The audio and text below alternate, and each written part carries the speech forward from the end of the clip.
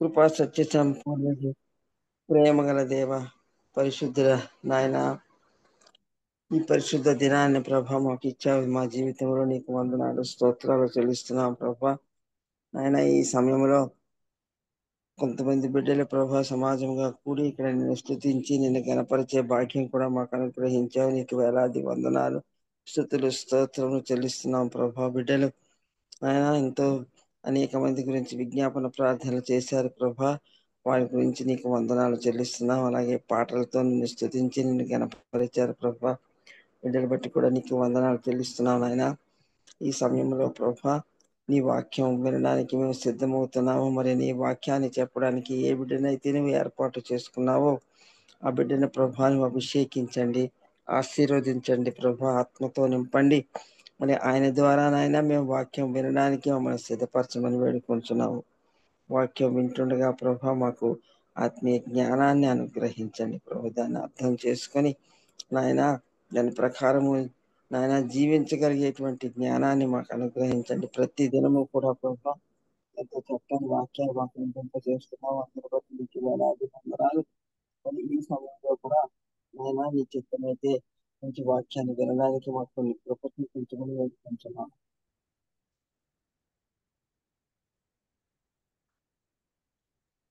Praise మాట్లాడబోతున్న lord. బిడ్డకు కావలసినటువంటి జ్ఞానం అనుగ్రహించమని నాయన ఈ దినం ప్రభా పరిశుద్ధ దినము మేము తిరిగి మరలా దేవాలయంకు వెళ్ళడానికి కూడా మమ్మల్ని అందరినీ సిద్ధపరచండి. అక్కడ కూడా నీ వాక్యాన్ని వినడానికి కృప చూపించండి. వాక్యం చెప్పబోయే దైవజనులందరినీ కూడా నాయన నీవు సిద్ధపరిచి వారి ద్వారా నాయన నీ విలువైనటువంటి వాక్యాన్ని వినిపించి చేయమని వేడుకుంటున్నాం. మరొక్కసారి ఎవరైతే నీ సేవకుడు ఇప్పుడు వాక్యం చెప్పడానికి సిద్ధమవుతున్నాడో ప్రభా ఆ బిడ్డను ప్రత్యేకంగా నువ్వు నీ శిలువ చాటును మరుగుపరిచి ఆయన ద్వారా మాతో మాట్లాడమని ఈ ప్రార్థన ప్రభు అయినటువంటి యేసునామమున బట్టి వేడుకొంచున్నాం తండ్రి. ఆమేన్. ఆమేన్. ప్రైజ్ లార్డ్ సిస్టర్ గారు, దేవునామానికి మహిమ కలుగును గాక. Praise the Lord. కూడి వచ్చిన పరిస్థితులందరికీ దేవునామంలో వందనాలండి.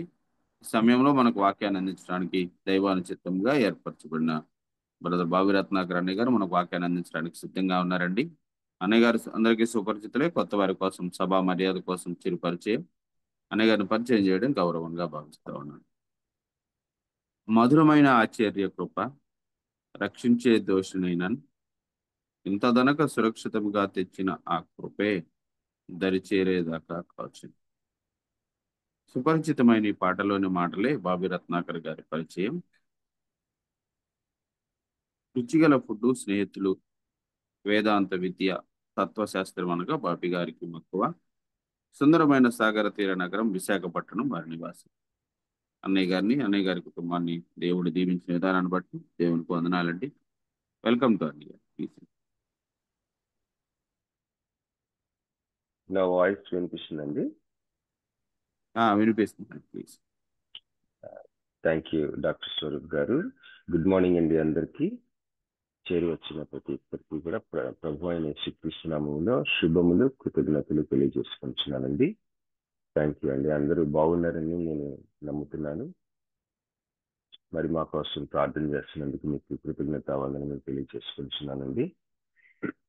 ఈరోజు ఫిలిప్పీ పత్రిక గురించి 1వ అధ్యాయంలో ఫిలిప్పీ పత్రిక 1వ అధ్యాయంలో 2 అంశాలు ప్రధానంగా మనం మాట్లాడుకుని ధ్యానం చేసుకున్నాం. ఒకటి కృప, 2 పర్పస్, సంకల్పం. ఈ రెండింటిని ప్రస్తావిస్తాడు పౌలు గారు. మరి నేను ఒక 2-3 నెలలు ఏహెచ్కేల్ గ్రంథము ధ్యానం చేసుకున్నాను. ఏహెచ్కేల్ గ్రంథము నా క్వైట్ టైం అంటే మౌన ధ్యానం. మార్నింగ్ మనం బైబిల్ చదువుకుని ప్రార్థన చేసుకునే దాన్ని సహజంగా మౌన ధ్యానం అని మనం పిలుస్తాం. మరి నా క్వైట్ టైంకి దేవుని కృపను బట్టి ఏహెచ్కేల్ గ్రంథము ముగించాను. మొన్న ముగించుకున్నాను. మళ్ళీ ప్రార్థనా పూర్వకంగా ఫిలిప్పీ పత్రిక ప్రారంభించాను.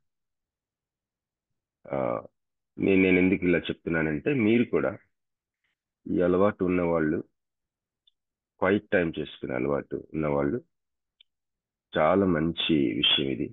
ఒకవేళ క్వైట్ టైం చేసుకునే అలవాటు ఇంకా ప్రారంభించకపోతే మీరు కూడా చేసుకుంటారని ప్రోత్సహించడానికి చెప్తా ఉన్నాను. క్వైట్ టైం అంటే మౌనమైన సమయం, మౌన ధ్యానం. క్వైట్ టైం ఒక అరగంటకి తక్కువ ఉండకూడదు, గంటకి ఎక్కువ ఉండకూడదని సర్వసాధారణంగా చెప్తారు. దేవుడు మనతో మాట్లాడే సమయం. మనం చిన్న ప్రార్థన చేసుకొని ఉదయాన్నే, ముఖ్యంగా ఉదయాన్నే అయితేనే మంచిది, ప్రార్థన చేసుకొని బైబిల్ గ్రంథంలో ప్రార్థనా పూర్వకంగా ఒక పుస్తకాన్ని మనం ఎంచుకుని, ఉదాహరణకి ఫిలిప్పీ పత్రిక. ఆ ఫిలిప్పీ పత్రికలో మనం మొదలై చదువుతా ఉన్నప్పుడు 3 అంశాలు చెప్తారు సర్వసాధారణంగా. ఒకటి, పరిశీలించటం. ఎవరున్నారు దీంట్లో, ఎక్కడ, ఎందుకు, ఎప్పుడు, ఇలాంటి ప్రశ్నలు వేసుకుంటూ ఆ యొక్క మనం చదువుకుంటున్న భాగం అంతా పరిశీలన, అబ్జర్వేషన్. రెండవది భావం, దాని భావం ఏంటి, ఎందుకు, అసలు ఏంటి చెప్తా ఉంది నేను చదివే భాగము. ఉదాహరణకి ఒక్కోసారి అధ్యాయం అంతా కూడా మనం చదవలేం. ఎక్కడైనా ఒక భాగం లాగా కనిపించింది అనుకోండి, అక్కడ ఆగిపోవచ్చు. ముఖ్యంగా ధ్యానం చేయాలి. మనకు వస్తున్న తలంపులు, మనం చదువుతా ఉన్నప్పుడు మనకి మాత్రమే తలంపులు వస్తాయి. వాటిని ధ్యానం చేసుకుంటా ఉండాలి, వాటి గురించి ఆలోచిస్తూ ఉండాలి. అదే ధ్యానం. మరి చదువుతున్న భాగం యొక్క భావం ఏంటి, దాన్ని రాబట్టుకోవడానికి ప్రయాసపడాలి. ఆ భావం రాబట్టుకున్న తర్వాత మన జీవితాలకి యథార్థంగా అన్వయించుకోవాలి, అప్లై చేసుకోవాలి. 3 విషయాలు చెప్పాను కదా మనం మార్నింగ్ బైబిల్ చదువుకుంటున్నప్పుడు. 1 అబ్జర్వేషన్, 2 ఇంటర్ప్రిటేషన్, 3 అప్లికేషన్.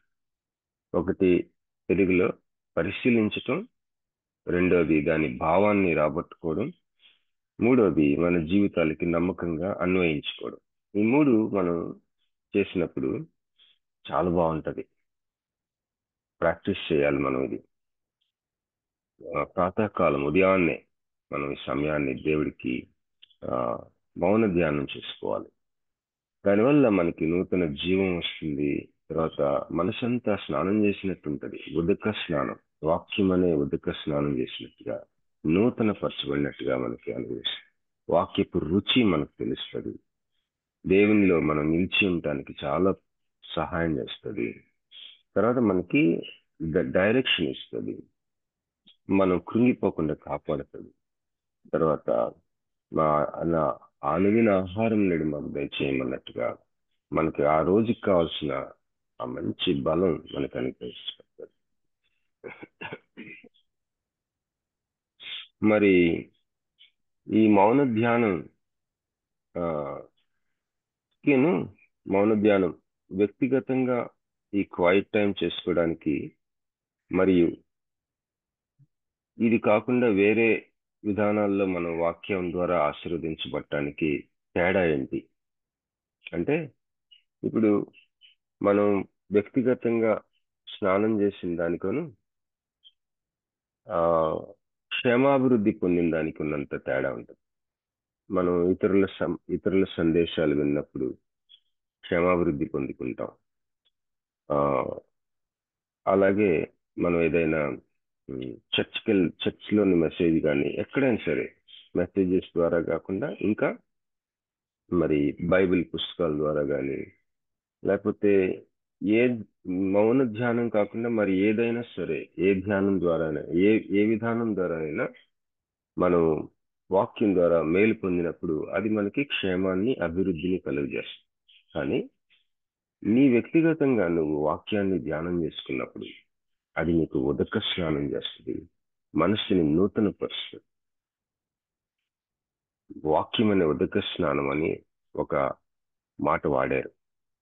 అది మౌన ధ్యానం ద్వారా మాత్రమే సాధ్యమవుతుంది. మీరు ఇది అనుభవించాలని, ఇది ప్రాక్టీస్ చేయాలని నా ప్రార్థన. సో ఈరోజు మనం ముందుకెళ్దాం వాక్యంలోని. బెరయ విశ్వాసుల గురించి నాకు జ్ఞాపకం వస్తా ఉంది. బెరయ అనే ప్రాంతంలో ఆ యొక్క విశ్వాసులకి పౌలు మరియు తనతో ఉన్న తన టీము వాక్యం చెప్పినప్పుడు వాళ్ళ ఇంటికి వెళ్ళి అసలు పౌలు చెప్తుంది నిజమేనా కాదా అని వాళ్ళ దగ్గర ఉన్న వాక్యాన్ని, లేఖనాల్ని పరిశీలించారట. అందుకే బెరయ విశ్వాసుల యొక్క విశిష్టత బైబిల్లో ప్రస్తావించబడింది. పౌలు లాంటి వాళ్ళు చెప్తుంటేనే అసలు బైబిల్లో ఉందో లేదో, అసలు బైబిల్లో ఉన్న ప్రకారం చెప్తున్నాడో లేదో అని పరిశీలించారంట వాళ్ళు. మామూలు విశ్వాసులు ఈ పని చేశారు. కనుక మనం కూడా చేయొచ్చు. దేవుని వాక్యాన్ని బాగా మనం పట్టుకుంటే ఈ రోజుల్లో మరి అనేకమైన బోధలు మనకి ఉన్నాయి, మన చుట్టూ ఆవరించి ఉన్నాయి. సోషల్ మీడియాలో కావచ్చు, మరి ఎక్కడ పడితే అక్కడే ఉన్నాయి అనేకమైన బోధలు. చాలా సిస్టమేటిక్ గా చెప్తుంటారు చాలా మంది. అయితే కొంతమంది ఈ యొక్క సొంత అనుభవ జ్ఞానము అంటే దేవుని వాక్యంలో నుంచి దూరం అయిపోయి వాళ్ళ అనుభవాన్ని ఎక్కువగా ఆధారపడే వాళ్ళు ఉంటారు. వాళ్ళు ఏం చేస్తారంటే దైవిక సంబంధమైన సమస్తమైన స్టాండర్డ్స్ ని వదిలేస్తారు, పక్కన పెట్టేస్తారు ఏదో ఒక రోజు. ఎందుకంటే అనుభవం వాళ్ళని నడిపిస్తూ ఉంటుంది. వాక్యాన్ని పరిశుద్ధాత్మ ద్వారా కన్ఫర్మ్ చేసుకోవడం చాలా మంచి అనుభవం. అలాగే వాక్యాన్ని, ఏదైనా ఒక అనుభవాన్ని వాక్యం ద్వారా కన్ఫర్మ్ చేసుకోవడం, వాక్యాన్ని పరిశుద్ధాత్మ ద్వారా కన్ఫర్మ్ చేసుకోవడం, ఈ రెండు విషయాలు మనం అనుభవించాలి, రూఢిపరచుకోవడం, నిర్ధారించుకోవడం. సో ఇది మరొకసారి దేవుని చిత్తం అయితే మనం మాట్లాడుకున్నాం. కనుక మనం అందరం కూడా ముఖ్యంగా మన గ్రూప్ లో ఈ రకరకాలైన బోధలకి వస్తున్న ఆ ప్రభావానికి గురవకుండా ఉండాలంటే వాక్యాన్ని బాగా పరిచయం పెట్టుకోవాలి. వ్యక్తిగతంగా దేవుని వాక్యాన్ని బాగా ధ్యానం చేయాలి. దేవుని వాక్యమే మనకి ఒక పునాది అవ్వాలి. తర్వాత పరిశుద్ధాత్మ దేవుని యొక్క స్పందనలు లేకపోతే ఆయన కదలికలు గుర్తుపట్టడం ద్వారా మనం ఏ బోధ కరెక్టో ఏ బోధ కరెక్ట్ కాదో మనం అది పసిగట్టేటట్టుగా ఉండాలి. దేవునికి స్తోత్రం కలిగిందా. మరి ముందుకెళ్దాం. ఈరోజు ఫిలిప్పీలకు రాసిన పత్రిక 1వ అధ్యాయం.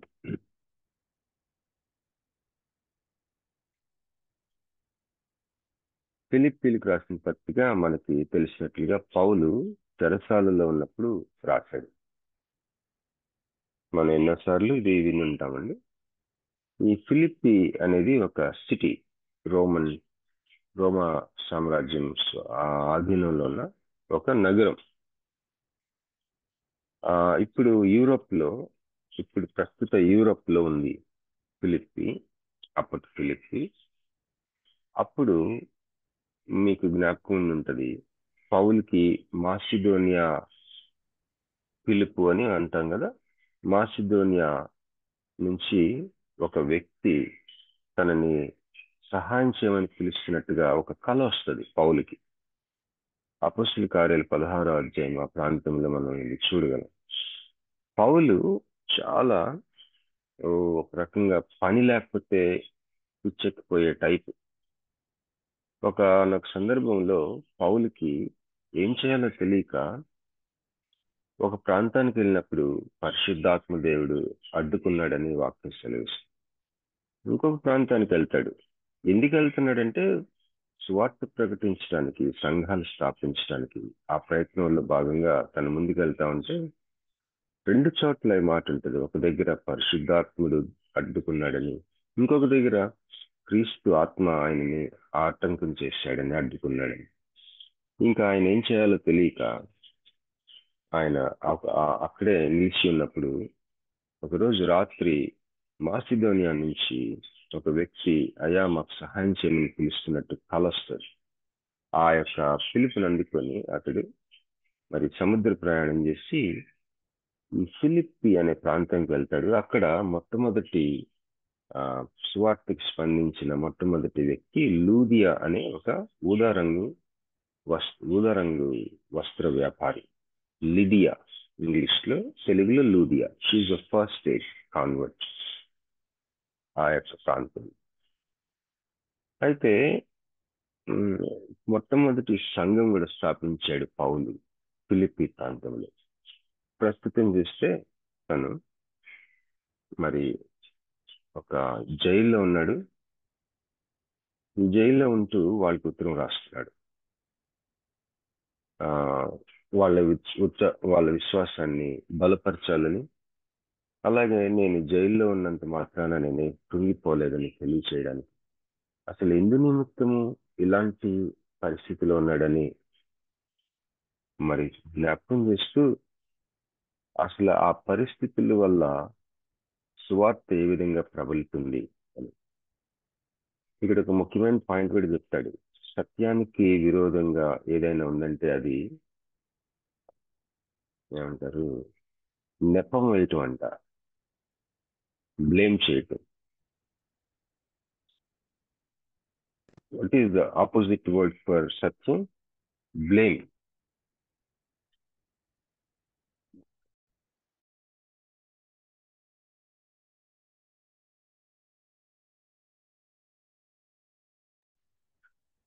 సో ఈ విషయాలు మనం చూద్దాం. అంతేకాకుండా ఈ ఫిలిప్పి సంఘంలో ఉన్న విశ్వాసులందరూ కలిసి పౌలుకి ఆర్థిక సహాయము, వస్తు సహాయం చేస్తారు. దేవుని పేరిట కానుక పంపిస్తారు, డబ్బు, వస్తువులు. దానికి థ్యాంక్స్ చెప్తూ రాస్తున్న ఉత్తరం కూడా ఇది. నేను చెరసాల్లో ఉన్నప్పుడు, లేకపోతే నాకు ఎంతో వ్యతిరేకంగా ఉంది, అయినా కూడా మీరు ఈ సోషల్ స్టిగ్మా, సహజంగా మనం ఎవరైనా లీగల్ గా ప్రాబ్లమ్స్ ఎదుర్కొన్న వాళ్ళతో మనం అంటే వాళ్ళని కలవటానికి కూడా ఇష్టపడం. ఎందుకంటే లేనిపోని మనకేమైనా చుట్టుకుంటుందేమో అని భయపడతాం. మనల్ని కూడా సాక్ష్యం అడుగుతారేమో పోలీసులు, లేకపోతే మనకేమైనా రిస్క్ ఉంటుందేమో, వాళ్ళు ఆల్రెడీ ఏదో లీగల్ గా కేసు ఉంది వాళ్ళ మీద, లేకపోతే పోలీసులు వస్తా పోతా ఉన్నారు. ఇట్లాంటిది ఏమైనా ఉంటే మనతో ఎవరు అంతగా కలవరు. పౌలు పరిస్థితి కూడా అప్పుడు అదే. అలాంటి సమయంలో కూడా వీళ్ళు తనని పట్టించుకొని పౌల్ని తన కొరకు జైలుకి పంపిస్తారు. ఆ యొక్క కానుక, మరి డబ్బు, వస్తువులు కలిసిన ఒక కానుక పంపిస్తారు. ఆ కానుక గురించి థ్యాంక్స్ చెప్తూ, మీరు పంపించిన కానుక అది దేవునికి, నాసికారంధ్రాలకి ఇంపైన సువాసనగా ఉండాలని, అలాగే తన ఐశ్వర్యం చొప్పున ఆయన మీ యొక్క ప్రతి అవసరం తీర్చాలని వాళ్ళని ఆశీర్వదిస్తూ రాసిన ఉత్తరం ఇది. అంతేకాకుండా ఎపఫ్రోదిత అనే ఒక తోటి జత పనివాడు తను రోగి అయి తిరిగి రికవర్ అయ్యాడు, బాగున్నాడు ఇప్పుడు అని తెలియచేయటానికి కూడా ముఖ్యమైన పాయింట్ కూడా అది రాస్తున్న లెటర్. ఈ లెటర్లో ఏమి గద్దింపులు ఉండవు, ప్రాబ్లమ్ సాల్వింగ్ ఉండదు. It's a wonderful thank you note with heart to heart content. హృదయం నుంచి హృదయంలోకి రాసిన ఉత్తరం ఇది. అలాగే ఒక రకంగా మెచ్యూరిటీలోకి ప్రవేశిస్తూ ఉన్న వాళ్ళ కోసం రాసిన ఉత్తరం పౌలు. ఈ ఉత్తరాన్ని మనం ధ్యానం చేసుకుందాం. 1వ అధ్యాయం చదువుతారండి దయచేసి ఎవరైనా. ఫిలిప్పీయులకు రాసిన పత్రిక 1వ అధ్యాయం 1 నుంచి కొన్ని వచనాలు చదువుతున్నాం. ఫిలిప్పీలో ఉన్న క్రీస్తు యేసునందలి సకల పరిశుద్ధులకును, అధ్యక్షులకును, పరిచారకులకును, క్రీస్తు యేసు దాసులైన పౌలును, తిమోతియును శుభమని చెప్పి రాయినది. మన తండ్రి యొక్క దేవుడు. ఒక్కొక్క వచనం వెళ్దామమ్మా. ఇక్కడ పరిశుద్ధులు ఉన్నారు ఈ సంఘంలో. అధ్యక్షులు అంటే బిషప్ అని ఉంటుంది ఇంగ్లీష్ లో. పరిచారకులు అంటే డీకన్స్ అని. సో ఈ సంఘంలో విశ్వాసులే కాకుండా లీడర్స్ ఉన్నారు, బిషప్స్ అండ్ డీకన్స్ ఉన్నారు. మనం కొరింథీ సంఘం చూస్తే దాంట్లో ఈ మాటలు ఉండవు. కానీ ఇక్కడ పరిశుద్ధులు మాత్రమే కాకుండా, అంటే విశ్వాసులే కాకుండా లీడర్స్ ఉన్నారు. వాళ్ళని ఉద్దేశించి కూడా ఉత్తరం రాస్తా ఉన్నాడు. చదవండి అమ్మ, 2వ వచనం.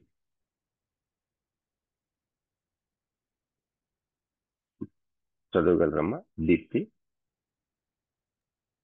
2వ వచనం కంటిన్యూషన్. 2వ వచనం. వర్స్ బై వర్స్ వెళ్దాం. 2వ వచనం చదవండి. 2, 3 చదవండి.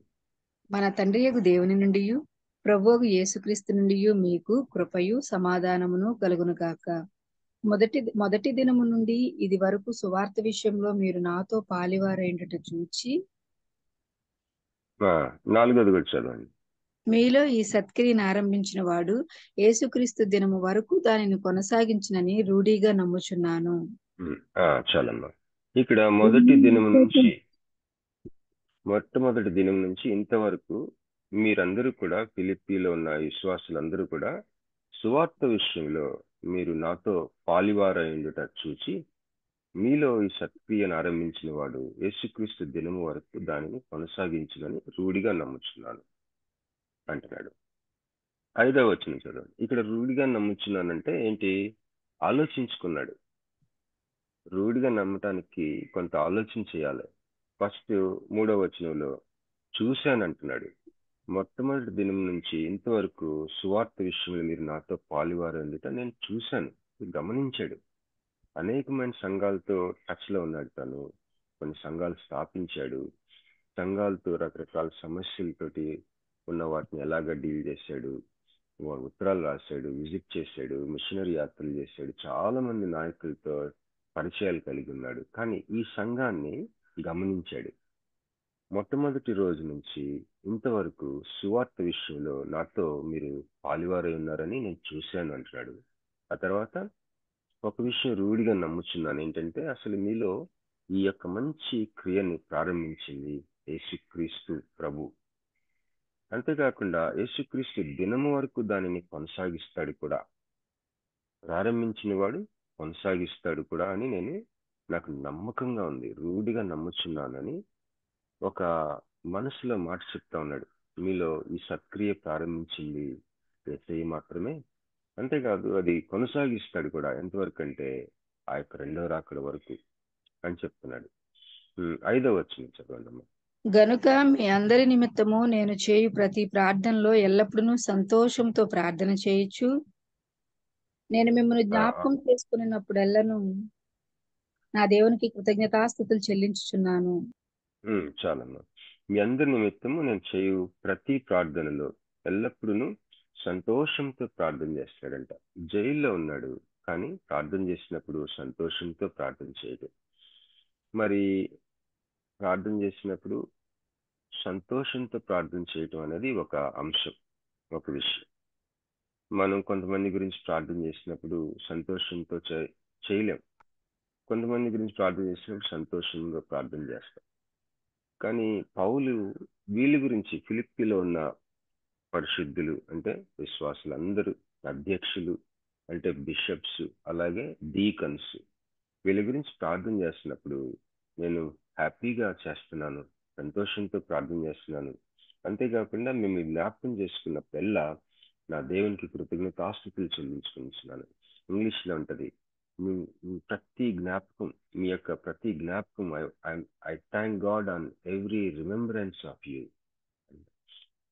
ప్రయాణాలు చేస్తున్నప్పుడు వాళ్ళ జ్ఞాపకం రావచ్చు, పనులు చేసుకుంటున్నప్పుడు జ్ఞాపకం రావచ్చు, ప్రార్థనలో జ్ఞాపకం చేసుకుంటున్నాడు, ఎవరితోనైనా మాట్లాడుతున్నప్పుడు జ్ఞాపకం చేసుకున్నాడు.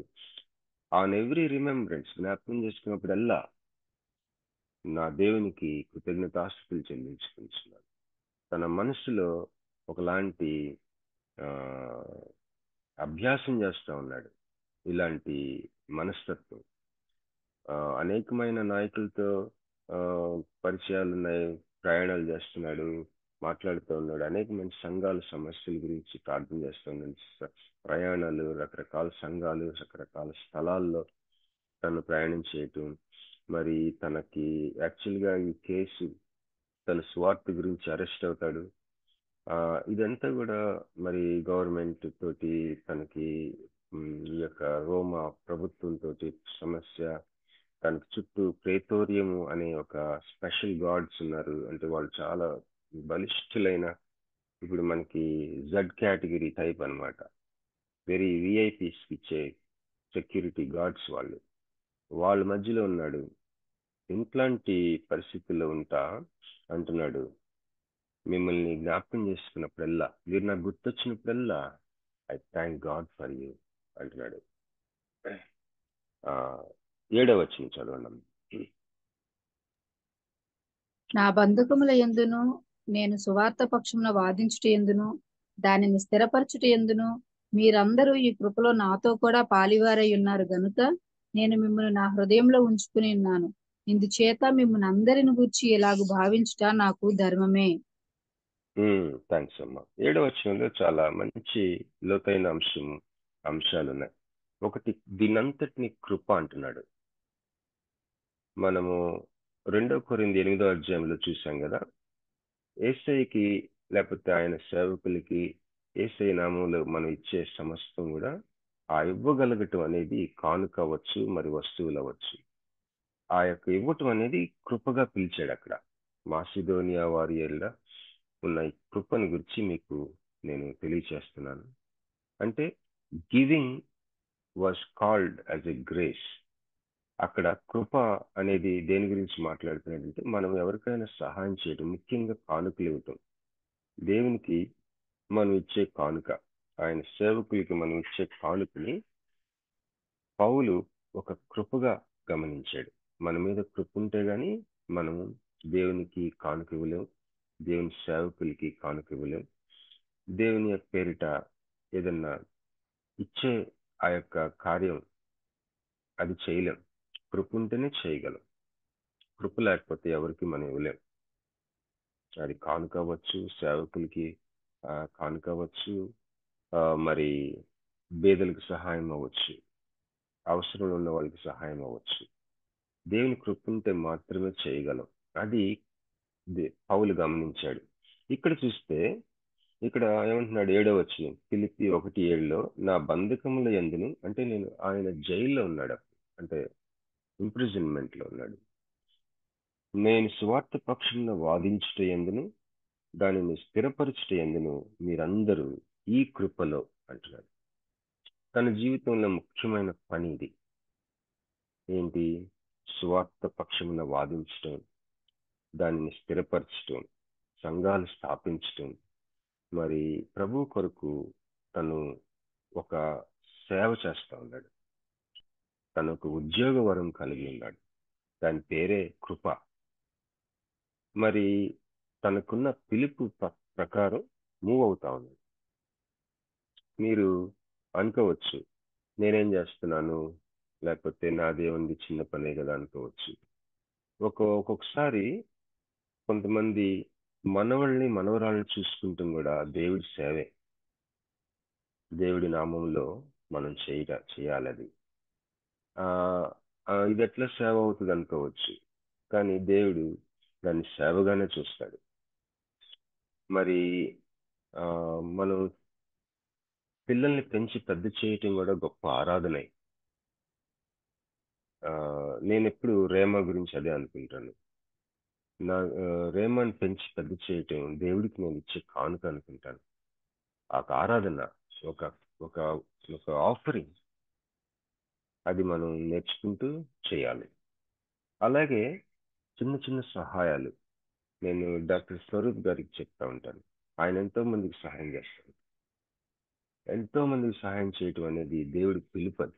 దేవుడి యొక్క దేవుడికి చేసే సేవ. దేవుడు దాన్ని సేవగా తను ఆస్వాదిస్తాడు. సో ఒక్కొక్కసారి ఉద్యోగం అంటే దేవుడి పని అంటే, లేకపోతే సిస్టమేటిక్ గా చేస్తేనే అనుకుంటాం. కాదు. దేవుడు యజమానుడు, మనం దాసులు. ఆయన నామంలో మనల్ని చేయమని కొన్ని మన జీవితాలు నడిపిస్తూ ఉంటాడు. ఈ కృప అని ఎందుకు అన్నాడంటే, మన జీవితాలు మనం పరిశీలించుకున్నప్పుడు, జాగ్రత్తగా వినండి, మన జీవితాలు మనం పరిశీలించుకున్నప్పుడు అసలు ఎందుకు వచ్చిన గోల ఇదంతా అనిపిస్తూ ఉంటుంది. ఉదాహరణకి ఒక నది ప్రవహిస్తా ఉందనుకోండి, ఆ నది ఎటు పడితే అటు వెళ్తాను చూస్తుంటది. పక్కకి పొర్లి ప్రవహించడానికి చూస్తేనే అడ్- నది ఒడ్డు అడ్డొస్తుంటది. దాన్ని ఇటు కాదు ముందుకెళ్ళని ఆ ఒడ్డు ఏం చేస్తుంది, ముందుకు నెడతా ఉంటది నదిని, ఆ ప్రవాహాన్ని ముందుకు పంపించుతాయి. కానీ ఆ ఒడ్డును దాటి యువతలకి రాని, ఇటు పక్క అటు పక్క ఒక ప్రహరీ గోడలాగా ఉంటది నదికి ఒడ్డు రెండు పక్కల. అది అటు పోనీ ఇటు పోనీ ముందుకు వెళ్ళిపోవటమే. ఇది ఈ ఒడ్డు, ఏ ఒడ్డు అయితే నదిని అడ్డుకొని ముందుకు పంపిస్తుందో అది కృప. నీ జీవితంలో నువ్వు అనుకోవచ్చు, నేను ప్రత్యేకంగా ప్రభు కొరకు ఈ శ్రమ పొందలేదు, ఆ శ్రమ పొందలేదు, అది అనుభవించేశాను అంతే అని నీకు అనిపిస్తా ఉండుండొచ్చు. కానీ అనుభవింప చేశాడు కృప. నువ్వు అనుకోవచ్చు, యేసయ్య కోసం ప్రత్యేకంగా మనసులో స్పష్టమైన తీర్మానంతో నేను ఈ శ్రమ పొందలేదు, ఆ శ్రమ పొందలేదు అనుకుంటున్నావేమో. యేసయ్య కొరకు స్పష్టంగా అనుకొని నువ్వు శ్రమ పొందకపోయినా, ఆ శ్రమ ఆయన కొరకు నువ్వు పొందేటట్టు చేసింది ఆయనే. దాని పేరు కృప. ఈ కృప కృప అని మనం అనుకున్నదంత మామూలు వాడుక భాష అయిపోయింది. కానీ ఈ కృప ఎందుకు మనకి ఇవ్వబడుతుంది అంటే, ఆ కృప యేసుక్రీస్తు రక్తం కార్చాడు కాబట్టి, యేసుక్రీస్తు మన కొరకు సిలువలో మరణించాడు కాబట్టి, ఆయన ఆ కృపకి కావలసిన సమస్త వెల చెల్లించాడు. నిజానికి యేసుక్రీస్తుకి మరొక పేరు కృప. కృప మొత్తం ఒక వ్యక్తి అయితే ఆయనే యేసు. అందువల్ల ఆయన చీల్చబడ్డాడు, ఆయన రుధిరం కార్చబడింది. అందువల్ల ఈ నదికి ప్రవాహానికి ఒడ్డు ఎలాగో అలాగే పరిస్థితులను పెట్టాడు మనకి. మనల్ని ఇంతవరకు నడిపించాడు జీవితంలో. నువ్వు అనుకోవచ్చు, యేసు కోసం నేను జీవించలేదు కదా. ఆయన అంటాడు, నా కోసం నేను జీవింపజేశా నిన్ను. నా కోసం, నా విశ్వాసం కోసం, నా మీద ఉన్న విశ్వాసం కోసం నువ్వు, నీకు ఇష్టం లేకపోయినా కాడి కింద ఒక ఎద్దులాగా, ఒక ఆక్స్ లాగా, ఒక ఆవులాగా, కాడిని మోసే ఒక ఆవులాగా ఇష్టం లేకపోయినా భరించుకుంటూ వచ్చావు కదా. అది నేను చేపించాను నీతోటి. దాని పేరే కృప. ఈ పాయింట్ నాకు చాలా నచ్చి నేను నోట్ చేసుకున్నాను. అది మీకు చదివి వినిపిస్తాను. Philippians 1. The main purpose of our life needs to be Lord Jesus. This is initiated and maintained by God. This is the grace mentioned in verse 7. మన జీవితంలో మెయిన్ పర్పస్ యేసుక్రీస్తు అయి ఉండాలి కదా. అది అందరికీ ఒప్పుకుంటాం. మన మెయిన్ సంకల్పం, ముఖ్యమైన సంకల్పం ప్రభువే అయి ఉండాలి. కానీ అలాంటి జీవితం జీవించామా లేదా అని మనం గతం గురించి మనం పరిశీలించుకున్నప్పుడు మనం కొంత ఏమో కొన్నిసార్లు చేసి ఉంటానేమో, అసలు చేయలేదేమో అనిపిస్తుంది. కానీ అసలు ఒడ్డు అనేది లేకపోతే నది ముందుకి ఇంత దూరం ఎలా వస్తుంది? అందువల్ల ఒక విషయం ఆలోచించండి. నీకు తెలిసినా తెలియకపోయినా ఆయన కోసం నువ్వు బ్రతికేటట్టుగా ఆయన చేశాడు. అది కృప. మనకు తెలిసిన నిర్వచనం ఒకటే కాదు కృప. కృప ఏంటంటే, నువ్వు ఆయన కొరకు బ్రతికేటట్టు ప్రారంభించింది ఆయనే, కొనసాగించింది కూడా ఆయనే. ఒక మాట ఉంటుంది, డొక్కా ముక్క తిని ఇంతవరకు వచ్చామని అంటాం కదా. అంటే చాలా శ్రమలు పడి ఇంతవరకు వచ్చామని. ఏది ఏమైనా సరే, ఇంతవరకు ఈ రోజు వరకు నీ జీవితం వెనక్కి చూసుకుంటే విశ్వాసం ఇచ్చింది ఆయనే. ఆయన కోసం బ్రతికేవో లేదో నీకు నాకు డౌటే. కానీ ఆయనగా అడిగితే బ్రతికించేశాను నిన్ను. ఆయన కోసం, నా కోసం నేను బ్రతికింపజేశా, ఇంతవరకు తెచ్చాను నిన్ను నా కోసం. నా కృప అది అంటాడు. కృప అంటే అది. కృప ద్వారా రక్షణ పొందాం. కృప ద్వారా మనం మాత్రమే పరిశుద్ధపరచబడతాం, మరి దేని ద్వారా కాదు. కృప ద్వారా మాత్రమే మహిమపరచబడతాం. That is grace. మనం చాలా మంది ఏమనుకుంటామంటే, కృప ద్వారా రక్షణ పొందుతాం, కరెక్టే. కానీ మనం కష్టపడి ప్రయాసపడటం ద్వారా పరిశుద్ధపరచబడతాం అనుకుంటాం. నో నో, 100% రాంగ్ అది. ఏ విధంగా కృపచేత రక్షించబడ్డామో అదే విధంగా కృపచేత పరిశుద్ధపరచబడతాం. మీకు కావాలంటే గమనించండి మన జీవిత తీరు. మనకి స్పష్టంగా చెప్పలేం ఇంతవరకు ప్రభువే నా సంకల్పం, ప్రభు కొరకే నేను జీవించాను, నా మెయిన్ లైఫ్ యొక్క సంకల్పం ఉద్దేశం ప్రభువే అని నాకు తెలుసు, నీకు తెలుసు. కానీ మనం వెనక్కి చూసుకుంటే, ఒకసారి పరిశీలన చేసుకుంటే మన జీవితాలు, ఎవరో మహాభక్తులు అలాగ జీవించుండొచ్చేమో కానీ నేను కాదనిపిస్తాడు. కానీ ప్రభువుని అడిగితే ఏమంటాడంటే, అసలు నిన్ను నా కొరకు జీవింప చేయటం మొదలేసింది నేనే, కొనసాగించింది నేనే, నా కృప అది అని చెప్పాడు. ఎన్నోసార్లు నా కృప అనే ఒడ్డు నువ్వు నన్ను విడిచిపోకుండా కాపాడింది. ఎన్నోసార్లు నా కృప అనే ఒడ్డు నీ యొక్క జీవిత నదిని ముందుకు కొట్టుకుపోయిందంటే ముందుకు తెచ్చేసింది. నా కృప ఒక నదికి ఒడ్డులాగా నీ జీవితానికి ఉంది. నా కృప వల్లే నీకు ఇష్టం ఉన్నా ఇష్టం లేకపోయినా నన్ను అంటి పెట్టుకొని ఉన్నావు. ఒకలాంటి కొత్త మనస్సాక్షితో సతమతమయ్యావు. అదే నా కృప అని చెప్తాను. సో వెళ్దాం మళ్ళీ ఫిలిప్పి 1. ఈరోజు కృప గురించి మనం ఆలోచిస్తున్నాం. God's grace is very very costly and the cost is paid for us. అది ఎంతో విలువైంది, ఉచితమైన కృప కాదు, కానే కాదు.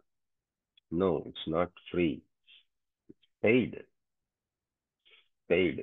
ఎవరు అంటారు కదా, ప్రతి భోజనం అది నేను తింటున్న భోజనం నేను పే చేసుకున్నాను లేదా సంబడి ఎవరో పే చేశారు, but it's not free. No meals, no food is free, it's paid by somebody. అది నువ్వు అవ్వచ్చు, మరొకరు అవ్వచ్చు, కానీ అది ఎవరో దానికి వెల చెల్లించారు. అట్లనే కృప కూడా ఫ్రీ కాదు. అది అది అసలు ఫ్రీగానే కాదు, అది ఉచితం కాదు. అది ఎందుకు ఇస్తున్నాడో మనకు తెలియదు కానీ ఇస్తాడు. ఒక ఆయన అన్నాడు 2 కారణాల చేత ఆయన మనకిస్తున్నాడని. అది కూడా చదివి ముందుకెళ్దాం.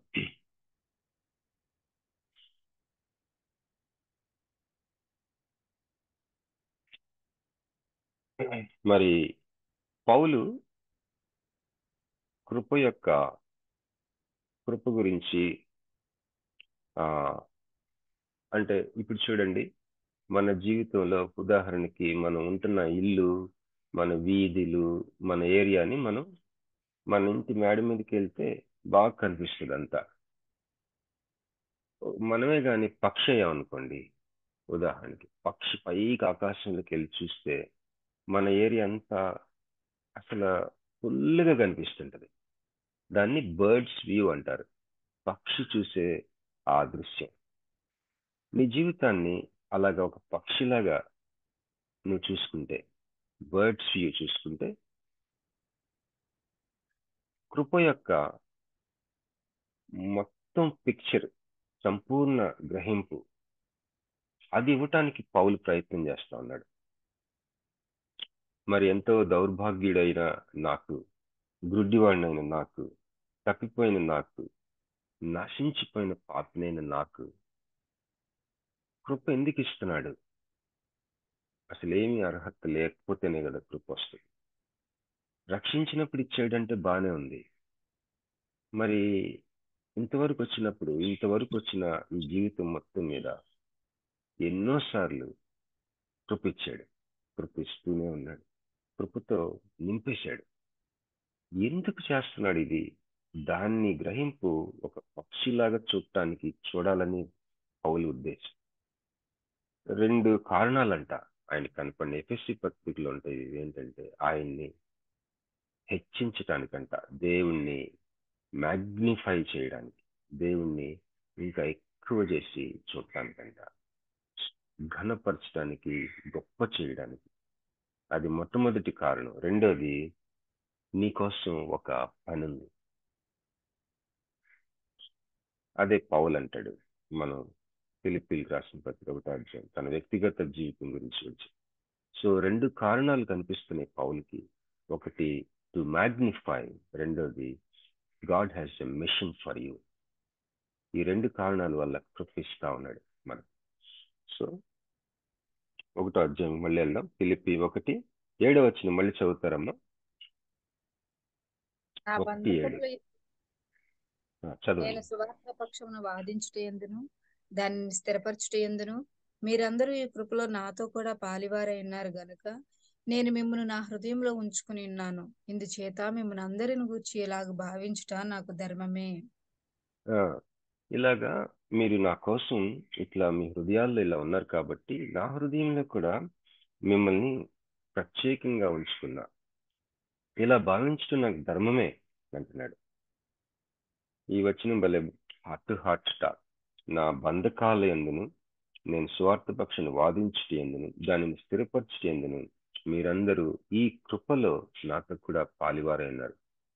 ఒక రకంగా చూస్తే ఎవరు పట్టించుకోకూడదు దీన్ని. ఎందుకంటే పోలీసులతో ఈ సైనికులతో ఏదో ఒక గొడవలు ఉన్నాయి, అందుకే పట్టుకుపోతున్నారు, జైల్లో పెట్టారు, కేసులు అవుతున్నాయి. ఇలాంటి వాళ్ళతో మనం సర్వసాధారణంగా దూరంగా ఉంటాం. కానీ వీళ్ళు అణిగట్టుకొని మరి కానుక పంపించి పట్టించుకుంటున్నారు పౌల్ని.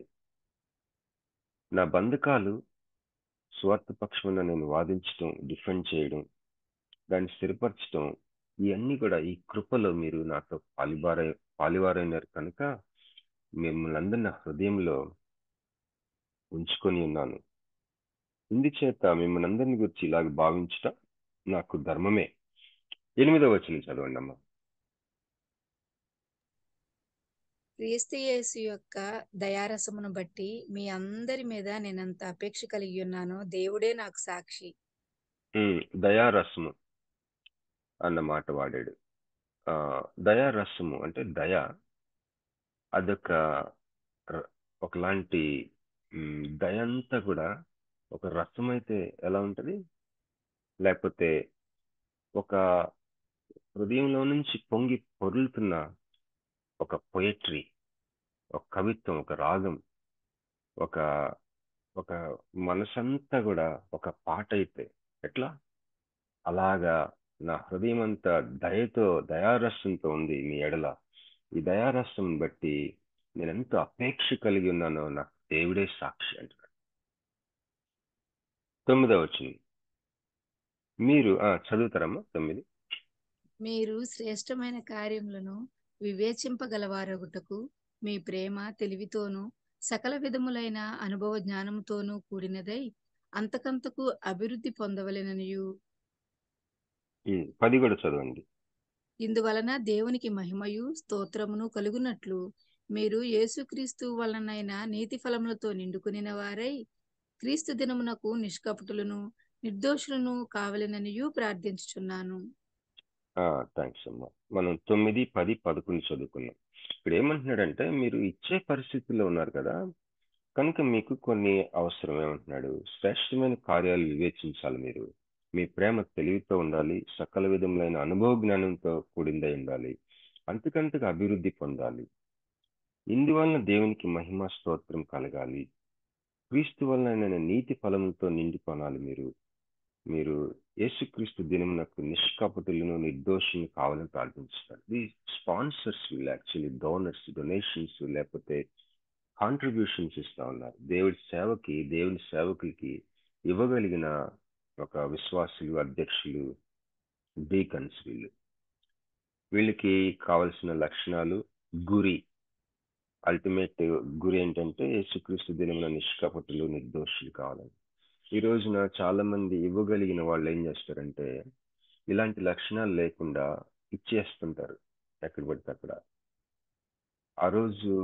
ఆ రోజు మీరు యేసుక్రీస్తు దినమున నిష్కపటులుగా ఉండగలరా, ఇచ్చే విషయంలో నిర్దోషులుగా ఉండగలరా, అది గమనించుకుంటూ, అది మనసులో పెట్టుకుంటూ, అనుభవ జ్ఞానం కలిగిన ప్రేమతోటి, తర్వాత శ్రేష్టమైన కార్యాలను వివేచించే మనసుతోటి ఇచ్చేవారుగా మీరు ఉండాలి. నాకు పంపించారు బాగుంది, కానీ మీలో ఉండవలసిన మనస్తత్వం, లక్షణాలు ఇవి. మీ గురి ఏంటంటే ఇచ్చే విషయంలో దేవుడు యేసుక్రీస్తు సింహాసనం ముందు నిలబడినప్పుడు నువ్వు నిర్దోషిగా ఉండగలవా? నిష్కపటమైన మనిషిగా ఉండగలవా?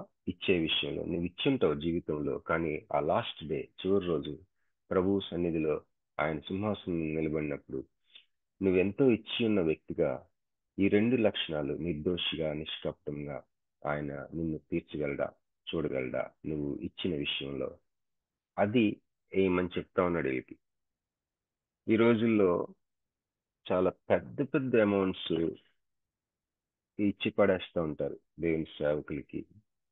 ఆలోచించుకున్నాను దానివల్ల ఎంత మెస్అప్ అవుతుంది, గందరగోళం అవుతా ఉంది. కనుక ఈ మిస్టేక్స్ మీరు చేయొద్దు అని చెప్తా ఉన్నాడు. మనం ఇంకా ముందుకెళ్దాం. 12వ వచనం. సహోదరులారా, నాకు సంభవించినవి సువార్త మరి ఎక్కువగా ప్రబలమొకటికే సమకూడినని మీరు తెలుసుకొనగోరుచున్నాను. 13 కూడా చదవండమ్మా. ఎలాగనగా నా బంధకములు క్రీస్తు నిమిత్తమే కలిగినవని ప్రేతోర్యమును సేనలోని వారికి అందరికీ తక్కిన వారికి అందరికీ స్పష్టమాయను. ఇక్కడ చూసారా, 12, 13 చదివాం. ఫిలిప్పి 1, 12, 13.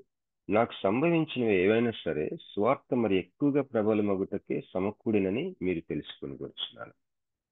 ఎంత గమనించడు చూడండి. ఒక ఒక అరెస్ట్ అయి ఉన్నాడు, జైల్లో ఉన్నాడు. ప్రత్యేకమైన పోలీసులు పెట్టారు తన చుట్టూ, సైనికులు లాంటి వాళ్ళని పెట్టారు. ఇదంతా గమనించి కృంగిపోకుండా అసలు వేరే టైప్ లో ఆలోచిస్తున్నాడు. నాకు సంభవించినవి సువార్త ఎక్కువగా ప్రబలమొకటకే సమకూడినని మీరు తెలుసుకొని కూర్చున్నాను. ఎట్లా అంటే, నా బంధకాలు, ఇప్పుడు నేనున్న ఈ పరిస్థితులు అన్ని కూడా క్రీస్తు నిమిత్తమే కలిగినవని. ఎంత ఆలోచించాడు చూడండి, ఎంత రూఢిగా నమ్ముచున్నాడు, ఎంత చక్కటి థింకింగ్ అనాలిసిస్ చేసుకున్నాడు. ఆలోచనలో ఎంత క్లారిటీ ఉంది తనకి. ఏ ఒక్కరు కూడా తనకి దగ్గరగా లేరు. మరి దగ్గరగా ఉన్న వాళ్ళు ఎవరంటే, తన చుట్టూ ఉన్న ఆ యొక్క సెక్యూరిటీ గార్డ్స్, లేకపోతే ఆ ప్రత్యేకమైన సైనిక దళం తనని కావలి కాస్తారు. వాళ్ళని ప్రేతోరియం అంటారు. జెడ్ కేటగిరీ అనుకోవచ్చు ఉదాహరణ. వాళ్ళలో వారికి కూడా తెలిసిపోయిందంట, అసలు ఎందుకు ఇతను అరెస్ట్ అయ్యాడు. మరో కారణం కాదు, అసలు మెయిన్ కారణం ఏంటి? ఇక్కడ యేసు ప్రభు గురించి చెప్తున్నాడంట, దానికోసం ఇతన్ని అరెస్ట్ చేశారు అన్నది మెయిన్ కారణం బయటపడుతుంది. మన జీవితంలో కూడా మనం ఏదన్నా విచిత్రమైన పరిస్థితులకు గురైనప్పుడు అసలు మెయిన్ కారణం ఏంటి అన్నది, అదే మెయిన్. ఆ మెయిన్ కారణం ఏంటో మనస్సాక్షి తోటి దేవుడు మాట్లాడుతుంటాడు. మనస్సాక్షితోటి లేదా దేవుడు గమనిస్తాడు. నిజంగా ఎవరికైనా అర్థమైపోతుంటది మెయిన్ పర్పస్. ఒకసారి ఒక ఆమె ముసలామె ఏదో పాపం అనారోగ్యంతో ఉంది ఎక్కడో. అప్పుడు నేనేం చేశానంటే, ఇట్లా చెయ్యమ్మా, ఇది తాగు నీకు బాగుంటది అని చెప్తే నన్ను అలా చూస్తుంది. ఏదో ఒక జావు లాంటిది తాగమని చెప్తున్నాను నేను. ఆమె నన్ను, నువ్వు చెప్పొచ్చులే నీకేం తెలుసు అన్నట్టు చూస్తుంది. అప్పుడు నేను అన్నాను, ఆమె ముసలిది కదా, ఆమెకి ఏం తెలుసులని. నాకు తెలుసమ్మా, నేను డాక్టర్నే అన్నా, ఆమెకు నమ్మకం కలుగుతుందని. అంటే తాగుతుంది ఎట్లా కొట్టాను. అలా చూసి, సరిగ్గా చదివినట్లేవు అంది, పూర్తిగా చదివినట్లేవు అంది. ఓరి బాబు, ఈ ముసలామెకి ఏం తెలియదు అనుకున్నాం, చూడంగానే చెప్పేసింది నన్ను అనుకున్నాను. అట్లా ప్రతి ఒక్కరికి మెయిన్ పాయింట్ తెలిసిపోద్ది. అసలు నువ్వు ఎందుకు సఫర్ అవుతున్నావు, కారణం తెలిసిపోయే మనసుని దేవుడిస్తాడు.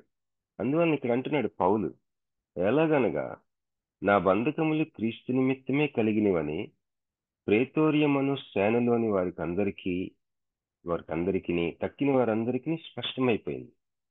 14వ వచనం. మరియు సహోదరులైన వారిలో ఎక్కువ మంది నా బంధకముల మూలముగా ప్రభువునందు స్థిర విశ్వాసం గలవారే నిర్భయంగా దేవుని వాక్యం బోధించుటకు మరి విశేష ధైర్యం తెచ్చుకున్నారంట. ఎవరు? సహోదరుల్లో ఎక్కువ మంది ఏం చేశారంట, పౌలు బంధకాల మూలంగా, ఆయన అరెస్ట్ అయ్యి ఆయన ఒక రకంగా పరిస్థితులు బాగలేదు ఆయనకి. అలాంటివి ఆ పరిస్థితుల మూలంగా ఏం చేశారు, ఎక్కువ మంది విశ్వాసులు ప్రభువునందు స్థిర విశ్వాసం గలవారే నిర్భయంగా దేవుని వాక్యం బోధించుటకు మరి విశేష ధైర్యం తెచ్చుకోండి. అయితే 15 వచనం చూడండి. కొందరు అసూయ చేతను, కలహ బుద్ధి చేతను, మరి కొందరు మంచి బుద్ధి చేతను క్రీస్తుని ప్రకటించుతున్నారు. వారైతే నా బంధకములతో కూడా నాకు శ్రమ తోడు చేయవలని తలంచుకుని శుద్ధ మనస్సుతో కాక కక్షతో క్రీస్తుని ప్రకటించుతున్నారు. వీరైతే నేను సువార్త పక్షమున వాదించుటకు నియమింపబడి ఉన్నానని ఎరిగి ప్రేమతో ప్రకటించుతున్నారు. అయిననేమి మిష చేతనే గాని సత్యము చేతనే గాని ఏ విధము చేతనైనను క్రీస్తు ప్రకటింపబడుచున్నాడు. ఇక్కడ 2 భాగాలుగా చేశాడు. ఒకటి మిష, 2 సత్యం చేత. మిష చేత లేదా సత్యం చేత. విశ్వాసుల్లో 2 రకాలు ఉంటారు. ఒకళ్ళు మిష చేత జీవిస్తూ ఉంటారు, అంటే నెపం వేయటం, సమ్ బ్లేమ్ చేయటం, ఏదో ఒక మిష అంటే సత్యానికి కాందంతా మిషే. ఇంకొకళ్ళు ఉంటారు సత్యం చేత జీవిస్తూ ఉంటారు. వాళ్ళు ఏం చేసినా సత్యం చేత చేస్తారు. మరొకళ్ళు ఏం చేస్తారు, బ్లేమింగ్, నెపం వేయటం, నెపం వేస్తున్న మనస్తత్వంలో నుంచి స్వార్థ చేయటం, లేదా నెపం వేసే మనస్తత్వంలో నుంచి జీవించటం. మరి ఒకళ్ళు ఏం చేస్తున్నారు, సత్యం చేత జీవించటం, సత్యం చేత స్వార్థ ప్రకటించటం. నువ్వు నేను ఎలా ఉన్నావు? నెపం వేసిన మనస్తత్వమే పునాదా, సత్యము పునాదా? సత్యానికి వ్యతిరేక పదం నెపం వేయటం. మనం ఒకసారి ఆలోచించుకుందాం. 18వ వచనం చదివాను, మరొకసారి చదువుతా. ఫిలిప్పి 1:18. అయిననేమి మిష చేతనే గాని సత్యము చేతనే గాని ఏ విధము చేతనైనను క్రీస్తు ప్రకటింపబడుచున్నాడు. అందుకు నేను సంతోషిస్తున్నాను, ఇక ముందును సంతోషిస్తాను. 19వ వచనం చదువుతారమ్మా. మరియు నేను ఏ విషయంలోనూ సిగ్గుపడక ఎప్పటి వలనే ఇప్పుడును పూర్ణ ధైర్యంతో బోధించుట వలన నా బ్రతుకు మూలముగానైనను సరే, చావు మూలముగానైనను సరే, క్రీస్తు నా శరీరమందు గనపరచుబడునని నేను మిగులు అపేక్షించుచు నిరీక్షించుచున్న ప్రకారముగా మీ ప్రార్థన వలనను యేసుక్రీస్తు యొక్క ఆత్మ నాకు సమృద్ధిగా కలుగుట వలనను ఆ ప్రకటన నాకు రక్షణార్థముగా పరిణమించునని నేను ఎరుగుదును. థ్యాంక్స్ అమ్మా. ఇక్కడ నా చావు మూలంగా ఆయన ఒక చిన్న మాట ఇంట్రడ్యూస్ చేస్తున్నాడు. తన మనసుని పంచుకుంటున్నాడు. ఏకంగా ఇది హార్ట్ టు హార్ట్ లెటర్. ఇది ఎందుకు వచ్చింది ఈ మాట? బ్రతుకు మూలంగానైనా, అంటే జీవిస్తున్నా చచ్చిపోయినా, ఆ మాటలు ఎందుకు వస్తా ఉన్నాయి అంటే, మనం అనుకుంటాం సంతోషంతో రాశాడు, ఎల్లప్పుడూ సంతోషించండి అని కూడా చెప్తున్నాడు ఈ లెటర్లో. Rejoice and again I say rejoice అంటాడు. నేను సంతోషిస్తున్నాను అంటున్నాడు. మిమ్మల్ని గురించి నేను స్తుతిస్తున్నాను అంటున్నాడు. నేను బాగున్నానని రాస్తున్నాడు. కానీ మన మనుషులు, పౌలు మనిషి, మరి ఒక వేదాంత ఒక థియోలాజియన్ పౌలు గురించి ఒక బుక్ రాశాడు. ఆ బుక్ లో ఏమి వివరణలు ఉండవు, పాయింట్సే. పౌలు మిషనరీ, పౌలు ఇది, పౌలు ఇది, ఒక 50-60 పాయింట్స్, చిన్న బుక్ అది. లాస్ట్ పాయింట్ ఏంటి తెలుసా? పౌలు ఒక మనిషి. పౌలు ఒక మనిషి. Paul was a human being. So ఆయనకి ఫీలింగ్స్ ఉంటాయి. మనం ఒక్కొక్కసారి ఇంకెందుకులే, ఇంకా ప్రభు సన్నిధికి వెళ్ళిపోతే బాగుండు అని అనిపించే పరిస్థితులు ఎదురవుతాయి. అలాంటి పరిస్థితుల్లో మునిగిపోయి ఉంటాము. ఇంకెందుకు వెళ్ళిపోతే బాగుండు అని. పౌలుకు కూడా అలాగే ఉంది. బహుశా చంపేస్తారేమో అని డౌట్ వచ్చి ఉంటుంది. ఈ ప్రిజన్ చెరసాల్లో పెట్టిన తర్వాత ఆ పరిస్థితులు తనకి మరణశిక్ష పడటానికి అవకాశం ఉండొచ్చు, లేదా తను చాలా సాధించాడు అప్పటికే. పరిస్థితుల మీద తనకి ఒకలాగా ఒంటరి జీవితం అదొకటి. రెండోది, ఎవరో తెలియని ఒక ప్రేతోరియం అనే స్థానం మధ్యలో ఉన్నాడు. జైలు జీవితం. ప్రయాణం తీసుకెళ్తా ఉన్నారు ఆయన్ని, ఒక దగ్గర ఆపారు. అక్కడ ఉన్నాడు, రాస్తున్నాడు అక్కడి నుంచి. అర్థం పర్థం లేని జీవితం అని ఒక మాటలో చెప్పచ్చు. ఈ లోకానుసారంగా మాట్లాడు. అలాంటి పరిస్థితుల్లో ప్రభు సన్నిధికి వెళ్ళిపోతే బాగుంది అనిపిస్తుంది ఎవరికైనా. ఇంకెందుకులే వెళ్ళిపోదాం అనిపించిన సందర్భం అది. అందుకే ఒక చిన్న మాట వదిలాడు ఈ ఫ్లోలో. ఏమంటున్నాడు చూడండి 19వ వచనంలో, మరియు నేను ఏ విషయంలోనూ సిగ్గుపడక ఎప్పటి వలనే ఇప్పుడును పూర్ణ ధైర్యంతో బోధించడం వలన నా బ్రతుకు మూలంగానైనా సరే, సావు మూలంగానైనా సరే, క్రీస్తు నా శరీరమందు ఘనపరచబడినని నేను మిగులు అపేక్షించుచు, అంటే బాగా ఆశపడుతున్నాను నా చావు మూలంగానైనా సరే ఘనపరచబడాలని. నిరీక్షించిన ప్రకారంగా మీ ప్రార్థన వలనను యేసుక్రీస్తు యొక్క ఆత్మ నాకు సమృద్ధిగా కలుగుట వలనను ఆ ప్రకటన నాకు రక్షణార్థంగా పరిణమించిందని నేను ఎరుగుదును. నా మట్టుకైతే బ్రతుకుట క్రీస్తే, చావైతే లాభము. మళ్ళీ ఒకసారి అంటున్నాడు, చచ్చిపోవటం గురించి మాట్లాడుతున్నాడు. ఒక మనిషి చచ్చిపోవటం గురించి ఎప్పుడు మాట్లాడతాడంటే ఒకలాంటి పరిస్థితులు, ఒంటరితనం అవ్వచ్చు, విసిగిపోయిన పరిస్థితి అవ్వచ్చు, లేదా బరువు ఎక్కువైపోయినప్పుడు అవ్వచ్చు, లేదా ఇంకా సాధించిన తర్వాత ఇంకా ఎందుకులే ప్రభు దగ్గరికి వెళ్ళిపోదాం అనిపించవచ్చు. ముఖ్యంగా భవిష్యత్తు గ్లూమీగా ఉన్నప్పుడు, అస్పష్టంగా ఉన్నప్పుడు, దిగులు ఎక్కువైపోయినప్పుడు అనిపించవచ్చు. మరి పౌలు కూడా మనిషే కదా. ఇవి ఏవో అనిపిస్తున్నాయని నాకైతే తెలియదు, కానీ నేను ఊహిస్తున్నా ఆయన జీవితం ఎలా ఉంటుంది. ఒకసారి పౌలు తిమోతికి రాస్తూ, ఒక కోటు మర్చిపోయాను నేను ఒక దగ్గర, ఆ చలికాలం వస్తుంది, ఆ కోటు తీసుకురమ్మని చెప్తాడు. అందరూ నన్ను విడిచిపెట్టి వెళ్ళిపోయారని రాస్తాడు. ఇంకో దగ్గర అందరూ నన్ను విడిచి వెళ్ళిపోతుంది రాస్తున్నప్పుడు బాధ ఉంటుంది కదా. మనం ఇంటికి వస్తే మీలో చాలా మందికి డాడీ మమ్మీ అని పిలిచిన వాళ్ళు ఉంటారు, కొంతమందికి ఉండరు. అమ్మమ్మ అని పిలిచిన వాళ్ళు ఉంటారు, తాతయ్య అని పిలిచిన వాళ్ళు ఉంటారు, కొంతమందికి ఉండరు. అలాంటి వాడే పౌలు. ఇంటికి వస్తే వేడి నీళ్ళు పెట్టించిన వాళ్ళు ఎవరు ఉంటారు, మరి వేడివేడిగా భోజనం పెట్టిన వాళ్ళు ఎవరు ఉంటారు, లేకపోతే పరిగెత్తుకొని ఎత్తుకోమని వచ్చిన మనోసంతానం ఎవరుంటారు, కొంతమందికి ఉంటారు. ఒక కుటుంబం అనేది కొంతమందికి ఉంటుంది.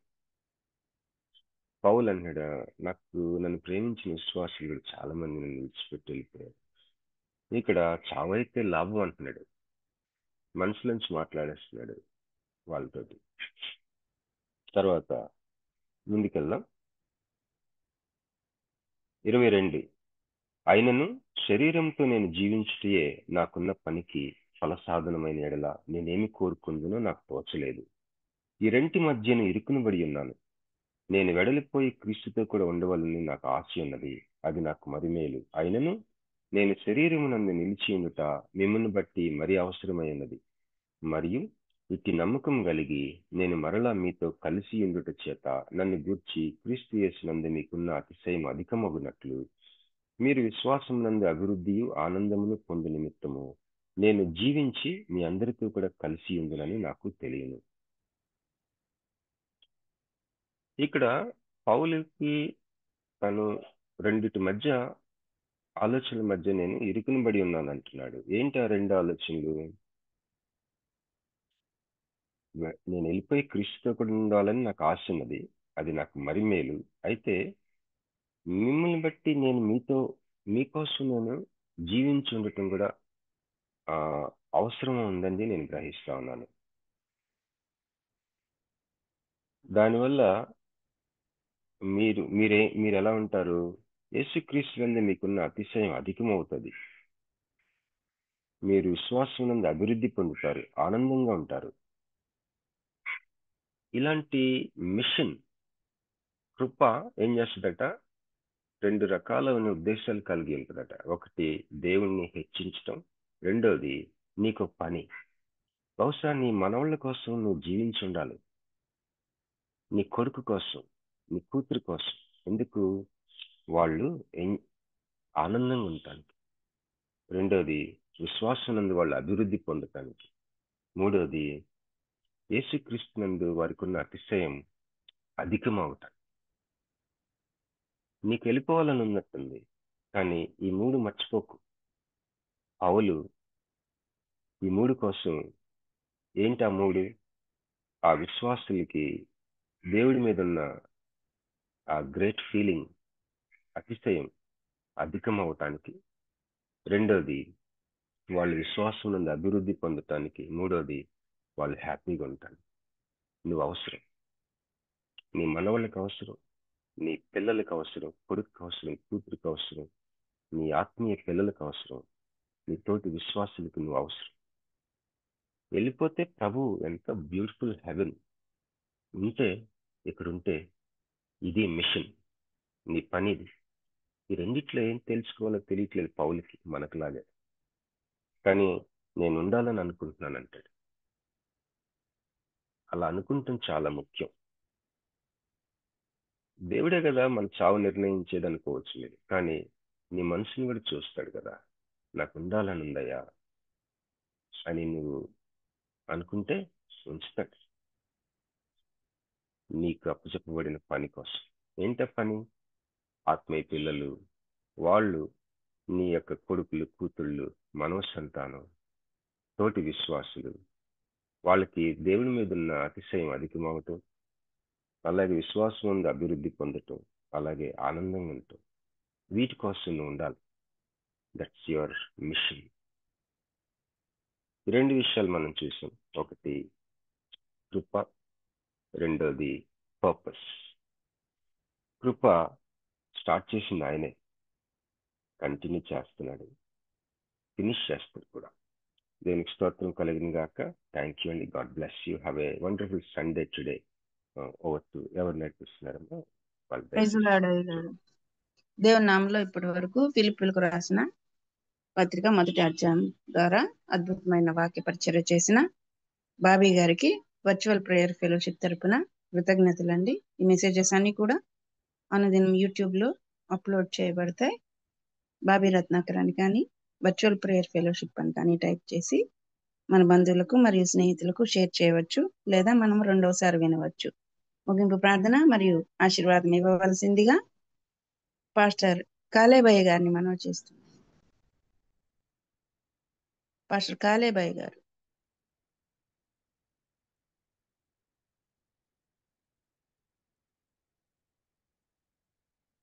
అయ్యగారు సిద్ధంగా లేనట్లయితే రెవరెండ్ జామీ రవికుమార్ అయ్య గారు చేయండి. కాలేబయ్య గారు చేయండి.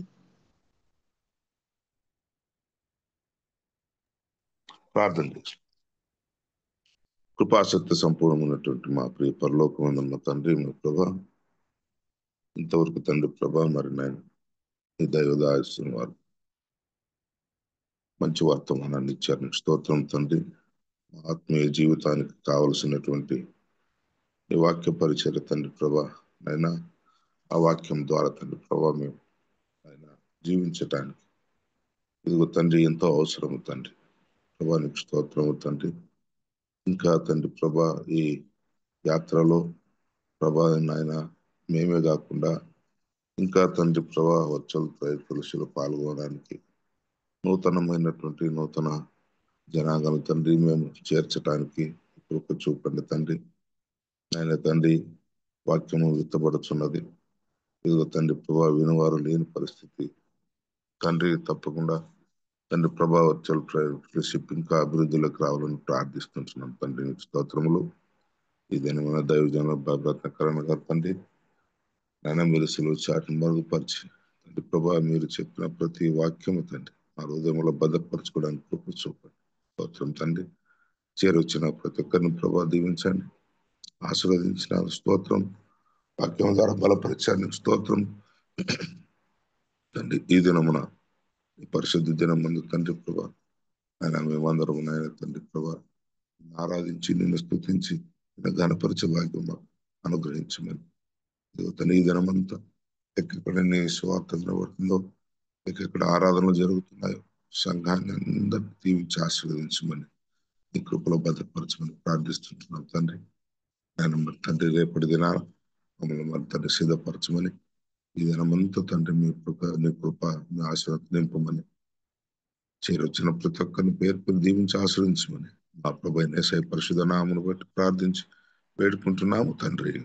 ఆమేన్. ఆ పరలోక ప్రార్థన చేసుకున్నాను. పరలోకమందున్న మా తండ్రి, నీ నామము పరిశుద్ధపరచబడునుగా, నీ రాజ్యం వచ్చునుగా, నీ చిత్తము పరలోకమందు నెరవేరినట్లు భూలోకమందు నెరవేరునుగా. మాకు కావాల్సిన ఆహారం నేడు మాకు దయచేయము. మాడేలా తప్పు చేసిన వారు మేము క్షమించిన పగ మా తప్పును క్షమించు. మమ్మల్ని శోధనలు తీర్క కీడించి తప్పించు. ఎందుకనగా రాజ్యం, శక్తి, మహిమ నిరంతరం నీవు ఉన్నావు తండ్రి. ఆమె ఆమేన్. అత్యాసలో తీసుకుందామండి.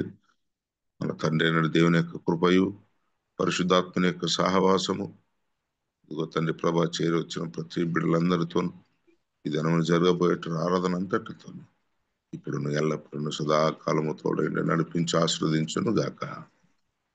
ఆమె ప్రైజ్ లా సిస్టర్, ప్రైజ్. ప్రైజ్ లార్డ్ అయ్య గారు. ముగింపు ప్రార్థన మరియు ఆశీర్వాదం ఇచ్చిన పాస్టర్ కాళయ్య గారికి, వాక్య పరిచయం చేసిన బాబీ గారికి, టెక్నికల్ సపోర్ట్ ఇచ్చిన యవన బిడ్డ జాన్సన్ కు, స్క్రిప్చర్ రీడింగ్ చేసిన దీప్తి గారికి, కోర్ కమిటీ మెంబర్స్ కు మరియు కూడి వచ్చిన విశ్వాసులైన పరిశుద్ధులందరికీ వర్చువల్ ప్రేయర్ ఫెలోషిప్ తరపున కృతజ్ఞతలండి.